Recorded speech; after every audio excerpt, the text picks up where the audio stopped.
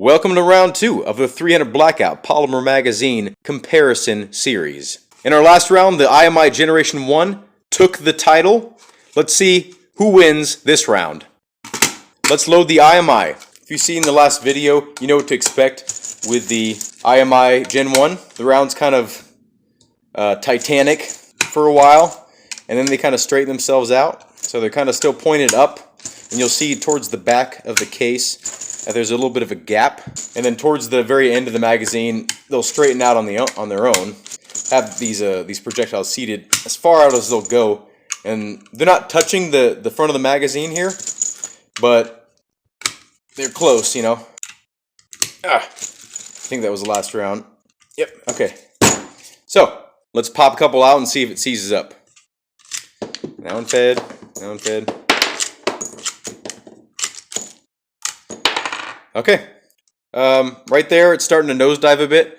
So got through, what was that, like 5 or 6 rounds. Again, like I said, under recoil, this probably would not happen, and it would shake the magazine, make it feed, shake the magazine, make it feed. But in terms of loading your magazines and unloading your magazines, you know, typically I just pop the base plate off and then unload them all at once. But some people, you know, push the rounds out, and this might be annoying. Hexmag long-seated projectiles.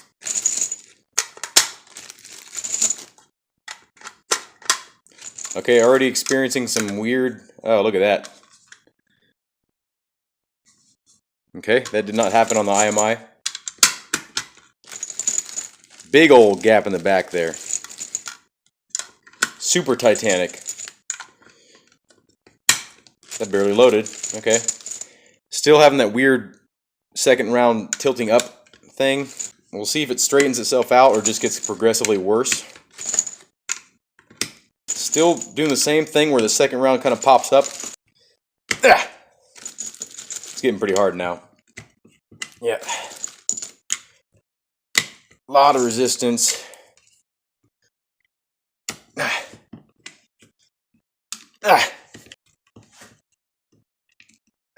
think that's the last round. I'm gonna say that's the last round. Let's try to unload it. Okay. It's unbelievably sluggish, but it seems to be loading them without nosediving. It's starting to a little bit, but now it's clearing up, kind of. Oh, goes in and out. I would say.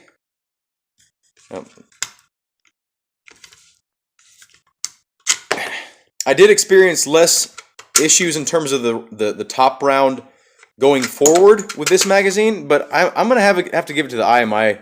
The IMI wins this category. This feels like a standard US GI magazine, you know, aluminum or a steel one. Not the most comfortable design, but it's not made to be comfortable. It's made to be sort of easy to build, you know, easy to fit into many guns. The Hexmag, however, feels like it's built for a human hand. The Hexmag wins this round. The body, how much it flexes when you push down on it. Can it twist? But most importantly, the feed lips. How hard is it to flex the feed lips? Between these two magazines, the Hexmag has a stronger overall body. This one you can feel it a little bit. It feels thinner. The IMI has very stiff feed lips. Category goes to IMI. Disassembly. Which one's easier to disassemble? If you have a malfunctioning magazine or you need to clean it or whatever, how big of a pain in the ass is it? Hexmag, you can do with your finger. You see how easy that was? Just pops right back on. You're good to go. It's actually the easiest to disassemble out of all these magazines. The Gen 1 is easy, but you cannot do it with your finger unless you have fingers the size of pencils. You have to use some kind of projectile or a stick or some kind of a tool to get in there to be able to unlock this magazine to disassemble it. Hexmag wins this category. Grip ability. As you may know from the last video, this was the worst performer in terms of the overall grip that you have. It's very slick, very slippery. Even with these horizontal ridges, it still slips out of your hand. You know, if you don't have gloves on, you know, it's slippery. The Hexmag has this nice hexagonal pattern, and it actually, you can get a good grip on this. It's pretty solid in your hand. This isn't going anywhere, and the texture is kind of a matte finish. It's not like slick. This category goes to Hexmag. Weight, very important. Depending on your profession, this might be what you're carrying around all day. Maybe a lot of them. So weight does add up. Which one of these is lighter? This, as you know from the last video, is the second lightest in the entire comparison. This is right near the middle. The weight goes to the IMI Gen 1. This isn't super important to everybody, but some people do work in the water and they carry a rifle. You know, if you're in a military situation and there's water involved, and you need to be confident that your magazine's going to drain properly so you don't get rust and all that kind of stuff. You know, you might not have time to dry it out or clean it out. Out of these two magazines, the Hexmag has better drainage qualities. There's a large gap in the bottom intentionally for drainage and to absorb shock. This magazine has a little bit of a hole right here. So if it's, you know, filled to the brim, it'll drain to there with that hole, and the rest of it will drain out of the back. But the Hexmag does have a better capability to drain. Hexmag wins this category. How comfortable is your magazine to seat it into the mag well? You know, like if you're going to pop it in. The Hexmag is definitely one of the more comfortable magazines to seat, right? But it's also one of the more comfortable magazines to insert into the mag well if you just literally like pop it in. Hexmag wins this category. The last category before we get to features, projectile friendliness.